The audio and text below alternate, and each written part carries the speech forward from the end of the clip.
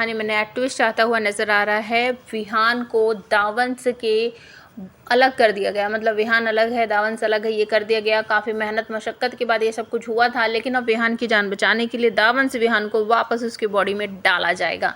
जी हाँ, कहानी में रोज़ नए नए ट्विस्ट आ रहे हैं। और जैसा कि आपको मैंने बताया था कि पातालिनी जो है वो ख़त्म हो गई है, लेकिन वो ख़त्म नहीं हुई थी, सिर्फ घायल हुई थी और भाग गई थी। सेम टू सेम ऐसा ही दावंस विहान के साथ भी हुआ है। वो भी मरा नहीं है, वो भी सिर्फ घायल हो गया है और वो भी वापस आता है प्रथम वृक्ष के पास और अपनी शक्तियों को फिर से ठीक करने की कोशिश करता है। जैसे ही वो प्रथम वृक्ष में से तीर निकालता है तो धीरे धीरे करके उसकी शक्तियाँ जो हैं वो ठीक होने लगती हैं और उसकी बॉडी पर कोई भी चोट फेट का निशान जो होता है, जैसे अपने आप को हील कर लेता था, ठीक कर लेता था, आज भी उसने बिल्कुल वैसा ही किया है। और दूसरी तरफ आपको ये भी देखने को मिलता है कि केसर की मदद लेकर वो लोग ठीक करने की कोशिश कर रहे हैं या फिर दावंस विहान से लड़कर अपने असली वाला जो विहान है उसे बचाने की कोशिश कर रहे हैं। लेकिन यहाँ पर प्रथम अंशी आकर कहते हैं कि दावंस विहान की शक्तियाँ बढ़ चुकी है और नॉर्मल इंसान जो है विहान वो जिंदा नहीं बचेगा। अगर इन दोनों को बचाना है तो सिर्फ एक ही काम है कि दावंस विहान को वापस से विहान के बॉडी में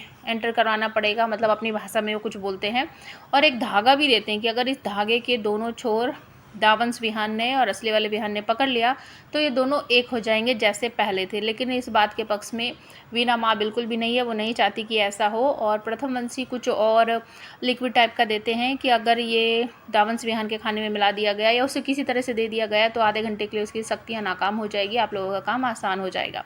लेकिन वीना माँ मना कर देती कि मैं ऐसा नहीं करूँगी, ये दावंस विहान को अपने विहान के शरीर में नहीं जाने दूंगी। इतने मुसीबत से तो हमने इसको उसके शरीर से बाहर निकाला था, उसकी बुराइयों को उसके शरीर से बाहर निकाला था, आज फिर वापस वही काम करने जा रहे हैं। तो बहुत से लोगों से समझाते हैं तो वो राजी हो जाती है और दावंस विहान जो है वो घर पर आ गया है।